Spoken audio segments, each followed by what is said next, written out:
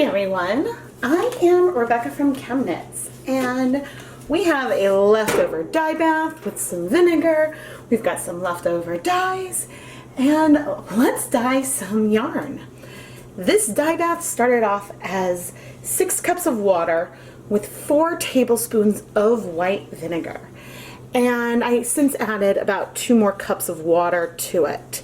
It has completely exhausted, but it's still slightly warm. There's still, some warmth to it, but I'm able to submerge this dry Stroll Glimmer yarn. This sock yarn is 70% superwash merino, 25% nylon, and 5% stellina. And the silver stellina gives it a beautiful little sparkle. But you can see that we were doing something low immersion, and this yarn basically soaked up all of that water like a sponge. So I'm going to add a little more water before we get started because, yeah, I don't want to burn our yarn. Here's an additional 2 cups of water. Now adding this additional water is going to make this less acidic than it was in Dye Pot Weekly number 91. But I think that we will be able to have some fun with a lot of different leftover dyes that I have around. To start, I've got some really old leftover food coloring, and I'm just sort of going to be pouring these on and then moving it around so they spread out a bit. This is food coloring. I have no idea how old it is, but you can see how fast those reds just strike right away. It's possible that using this yarn, that using this food coloring with these red number 3s in it, it might stain the stellina. I don't know if this is a low enough color that we will not see staining, but yeah, you can see how, there's a hint of warmth in here, but ultimately, really it's not a lot. But yeah, so we'll be able to look and see if that stellina has any staining towards the end. But the goal right now is to just get some preliminary sort of base color on the yarn before we start playing around with some low immersion dyeing with some leftover RIT dyes that I have around. And already this is beautiful, but we're trying to use stuff up. And actually, this is cool enough that I can go through. Someone asked me recently why I don't stick my cups in the dye bath to rinse them out. And that's because if you have hot water and a plastic cup, you're gonna melt the cup or the spoons. And so that's why I normally will rinse things in a separate cup.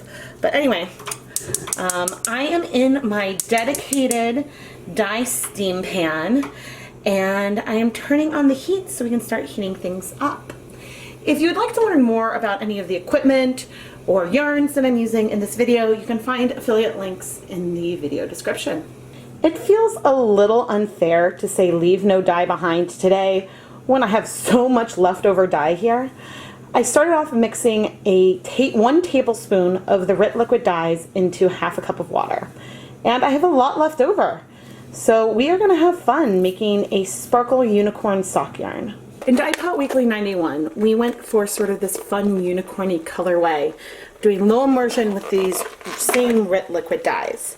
The difference here is this time we're starting with this pale blue and pink base, and also this yarn is superwash and that one wasn't. So I'm now really curious to see what kind of effects we will get.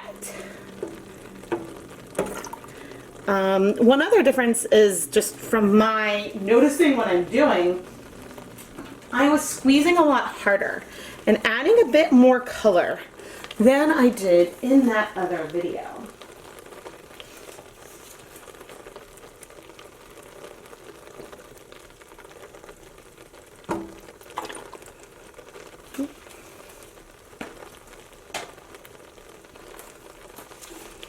All right, I kind of like that there is already some color on the base. That helps, and actually it sort of shifts some of these tones in here. Now I'm gonna let this first round go. I still have plenty of dye, but I want to sort of give this a little bit of time to let these colors absorb. Then we're gonna move things around and add more color. And we might do that a few times, depending on how shallow the color penetration is. But I am excited. All right, our stellina is still looking pretty silvery to me. Oh, I didn't even check. I just went and picked it up. That's okay. Whoop. Let's try to flip it over. Ish. We want to get the other side, yarn. Probably should put zip tie. Probably should have put zip ties on here. Good thing most of the color had exhausted, because that little splash had very few consequences. So, okay, well that was the first side. Can I? Hard to know. Hard to know, because I'm not, I should have checked the color penetration before really flipping this too much, but it seems like we got reasonable penetration. All right, I'm gonna add some more color. Let's do this. And I'll flip this a third time because, yeah, it's a little hard for me to know.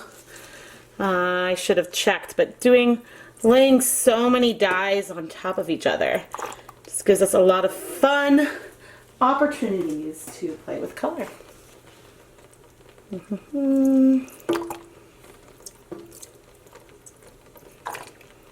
I'm trying hard to not squeeze extra hard on the ends of the yarn, because that'll result in some larger color patches, but ultimately I think we're creating something that is really, really pretty. So I'm going to leave this for 5 minutes, and then we'll come back and move it around and do round 3. This is looking so cool. I do see a little bit of color over there, but in these spots where I have like a lot of this deep color, it's striking to the fiber really, really nicely. Let's see. I just flip it. That's actually looking pretty good. I'm not sure if I want. Well, let's see how this one is looking. Flip it over. Okay, I see. Maybe that's around the tie. Trying to see. I don't mind there being white and pale blue splotches in here. I mean, I think that we are sort of forming a beautiful wild yarn. But I think I am going to do one more round of color. Eek. So while I am dyeing these at the same time, clearly they are not identical. They have approximately the same amount of color added onto them, but it's not identical. They could be used in one project, but I keep saying this, but I would recommend alternating rounds a bit or something, just so that way you wouldn't have like a noticeable difference in your dye pot, or sorry, in your project. All right, one more little drop of pink, but this is cool. So how much of a difference did the food coloring make? We've just added a lot of these RIT liquid dyes on here, and maybe not a ton.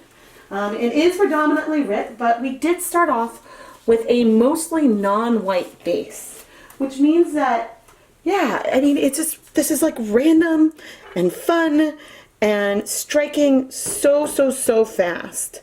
You'll notice I am poking it a little bit, but I mean, I've been waiting 5 minutes for each step. That might not be necessary. These are striking so quickly that as I am poking this, we're not seeing these sharp lines disappear. And that is so, so cool. If we had no vinegar in here, maybe things would have spread out, but oh, I love like variegated yarns with really, really short, random color patches. And so I am extremely excited. But in a little bit, when the yarn's dry, we'll take a closer look at how the stellina did through this. But I'm gonna leave this for 5 more minutes. Then we're gonna come back and turn off the heat. The 5 minutes have passed. I mean, I think that almost all the color is in the yarn, but I'm gonna turn off the heat and we're gonna just let this sit and wait in the pot. And once it's cool, we're gonna go ahead and wash it. I am not sure if you can really see the sparkle and shine of the stellina here in the cool pan, but it is so pretty. The darn bath was pretty clear when I removed this cooled yarn. So let's see what we can see as we try to wash it. And if you think your yarn might be tangled, it's way easier to try to untangle it once it is dry. But let's see. And maybe there is a bare hint of blue in here. But this water is basically clear. Sometimes when I add the clear dish soap and I made the water a little warmer, then we might see some bleeding. But yeah, this is pretty much clear. So I'm going to go ahead and finish washing this, rinse out the soap, and then we'll hang up this yarn to dry and start with some conclusions. Ooh, check out our dry, sparkly unicorn yarn. This yarn has some leftover food coloring to give us sort of a base color. And then we used 3 different shades of RIT liquid dyes, diluted RIT liquid dyes, to add these pink, teal, and purple splotches on top. I had used those same RIT colors in Dye Pot Weekly number 71 to create a unicorn-esque yarn. The colors here look a little more vibrant, and there's a few reasons for that. One, I think the color struck a bit quicker. So rather than spreading out over an inch, they stayed within a centimeter, giving a little more intense color.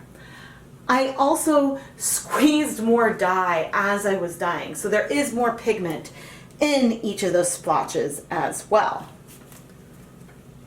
As I look closely at this yarn, all of the stellina still appears to be silver.